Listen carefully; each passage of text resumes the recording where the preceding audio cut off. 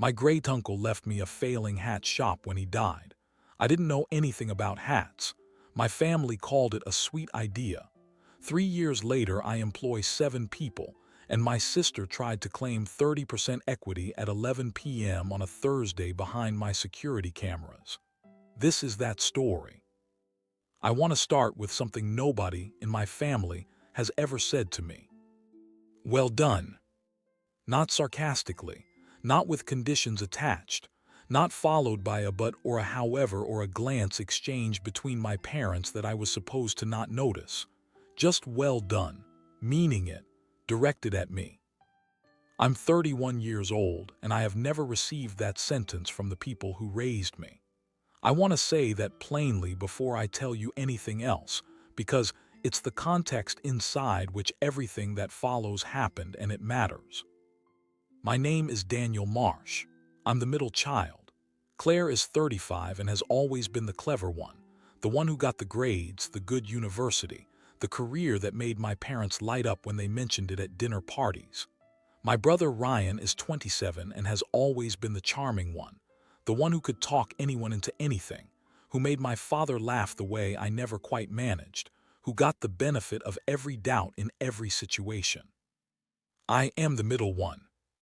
Not the clever one, not the charming one, the other one, the one whose school reports were fine, whose university was decent, whose jobs were reasonable, the one whose presence at family events was noticed primarily in its absence, meaning nobody particularly registered when I was there, but my mother would occasionally say it would have been nice if you'd made more of an effort when I wasn't. I had learned by the time I was about 19 to exist at a comfortable distance from the family's primary emotional weather system. Not estrangement, just orbit, far enough to not be caught in the atmosphere, close enough to be present when presence was required. This arrangement worked reasonably well for about a decade. Then 3 things happened in quick succession. I was made redundant. The company restructured and my role was eliminated with the specific impersonal efficiency of an organization that had decided I was a cost rather than an asset. I received a letter, a meeting, a settlement, and a box for my desk contents. The box was slightly too small for everything. That detail has stayed with me. Then my great-uncle Edwin died. And then I found out he'd left me his hat shop. I should explain Edwin. I didn't know Edwin well. Nobody in my family knew Edwin well. He was the kind of relative who exists at the edges of family gatherings, present enough to be included in photographs, absent enough to be vaguely mysterious. My mother referred to him occasionally as your father's odd uncle, which was her way of indicating someone whose choices she didn't fully understand. Edwin had run a hat shop in a market town in the Midlands for 40 years. Alderton's Fine Hats, named after himself, which I respected. He'd never married, never had children. He had apparently been paying closer attention to the family than any of us had paid to him. The solicitor's letter arrived on a Tuesday. I read it 3 times. Then I called my mother, who said, "Well, that's strange," and then said, "I suppose he always was eccentric," and then said, "I wonder why he didn't leave it to Claire or Ryan," and then said, "Do you know if there's any money with it or just the shop?" There was some money with it. Not a fortune, enough to cover initial costs and a modest salary for perhaps 6 months. The shop itself was valued at something that sounded like an opportunity if you squinted at it correctly, and like a liability if you looked at it straight on. The solicitor told me Edwin had updated his will 2 years prior. He'd left a letter with it. Not for me specifically, just a letter to the solicitor explaining his reasoning. The solicitor read me the relevant portion. It said, "From what I hear through the family, young Daniel is the one who doesn't get much of a look in. He seems to keep going anyway. That seems like the right quality for someone to have if they're going to do something difficult." I sat with that for a while. A man I'd spoken to perhaps 4 times in my life had watched me through family updates, through my mother's dinner party conversations, through the second-hand information that filters through extended families, and had concluded that I was the right person for something difficult. Edwin had seen something from a distance that the people up close had missed.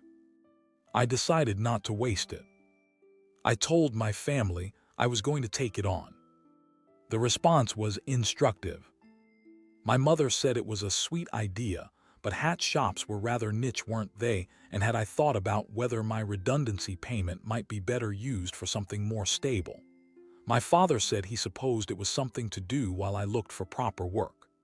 Claire said she'd read that the high street was dying and wasn't it a shame, but perhaps Edwin had been a bit optimistic leaving it to someone without business experience.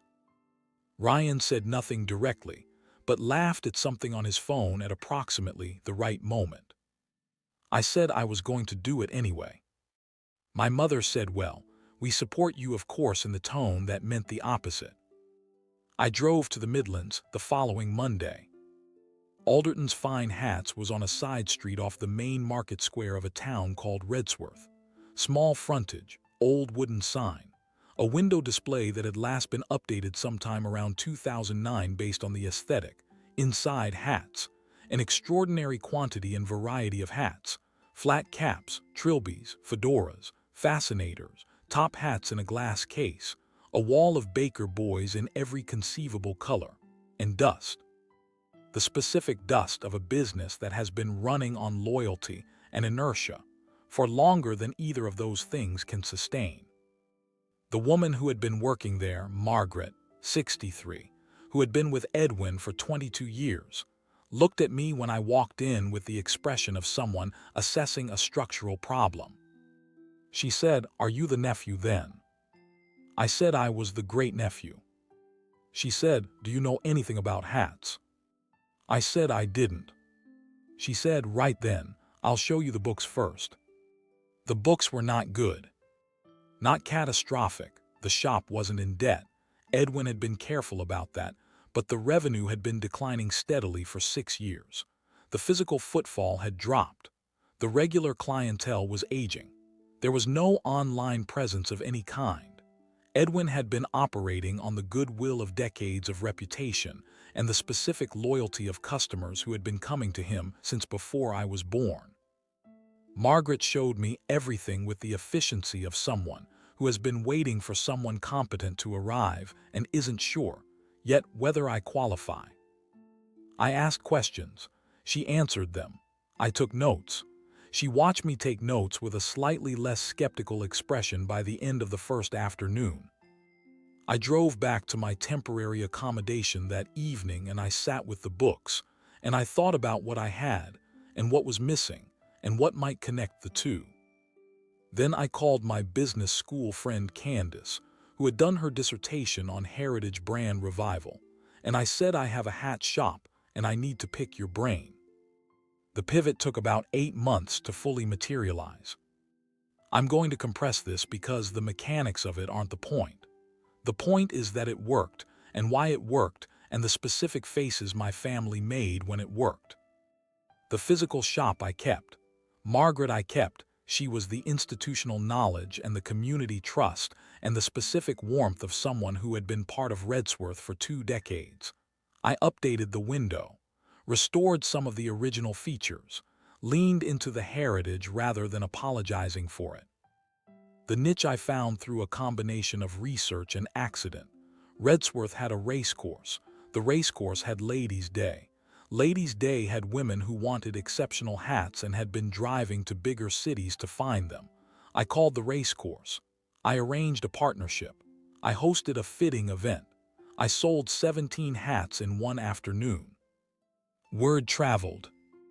I also took the shop online. Not dramatically, a clean website, honest photography, a newsletter that Margaret wrote because it turned out she had a gift for describing hats that made people want them. Social media handled by me initially, and then by a young woman called B, who I hired part-time, and who understood instinctively what the shop could be in the visual language of platforms I was still learning. The bespoke side emerged naturally.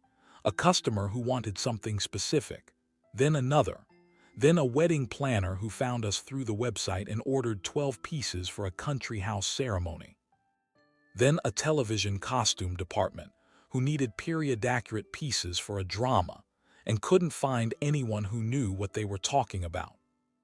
We knew what we were talking about because Margaret knew what she was talking about, and I had spent 8 months learning from Margaret with the specific attention of someone who has nothing else to focus on and no family nearby to distract them. By the end of the first year, we were profitable. By the end of the second year, we were meaningfully profitable. By the end of the third year, the accountant used the word substantial, and I sat in his office and thought about Edwin's letter, and about the box that was slightly too small for my desk contents, and about my mother's voice when she said, "We support you, of course." The family found out gradually. Not through me, I hadn't been providing updates. Through the specific information infrastructure of extended families. My mother mentioned the shop to a cousin. The cousin looked it up. The cousin mentioned the TV costume department credit they'd found online. Someone else found the racecourse partnership piece in a local magazine. Someone else found the revenue figures through the company's house filing that is public record because that's how companies work. My mother called. She said, "We had no idea you were doing so well." I said, "I know." She said, "Why didn't you tell us?" I said, "I didn't think you'd be interested." There was a pause. She said, "Of course we're interested. We're your family." I said, "Right." The calls became more frequent after that. My father rang to say he'd always known I had it in me. Claire rang to say she'd been following the business with interest and had some thoughts about brand expansion she'd love to share. Ryan rang to say he was thinking about getting out of his current situation and wondered if there was anything at the shop. I listened to all of them. I said I'd think about it. I never thought about it. What happened next I'm going to tell you accurately, because accuracy matters here. Claire began to push. Not immediately, she was too clever for that. She started with suggestions framed as support, then with requests for introductions to my suppliers, then with a proposal sent formally, with an attachment that outlined how she might come on as a creative director and what the equity arrangement might look like. The equity figure she proposed was 30%. I had built this from a failing shop with 6 months of runway, and a woman called Margaret and a friendship with Candace, and 8 months of living in Redsworth in a flat above a dry cleaner.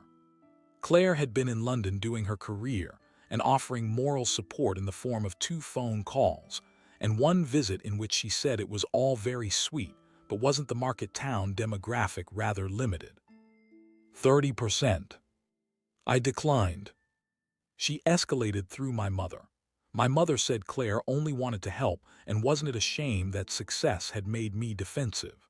My father said family businesses worked best when family was involved. Ryan said he thought Claire had some good ideas actually. I continued to decline. Then the security cameras caught something. I had installed cameras front and back, inside and out, as a standard business precaution. Redsworth was a safe town, but the shop had valuable stock, and I was often not on the premises. Standard practice. 3 weeks after I formally declined Claire's proposal, a car I recognized parked outside the shop at 11 p.m. on a Thursday. Someone got out, went around to the back.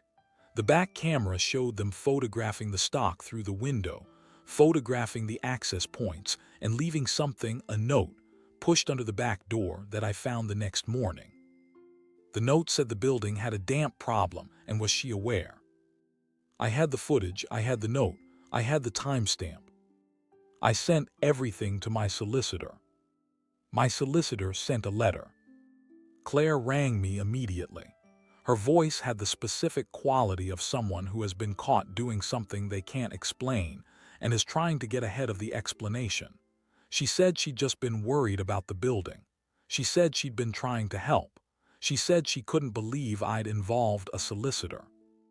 I said, "Claire, I have you on camera at 11 at night, behind my shop. This is the last conversation I'm going to have about this." She said something. I'm not going to reproduce what she said because some things don't need to be preserved. I ended the call.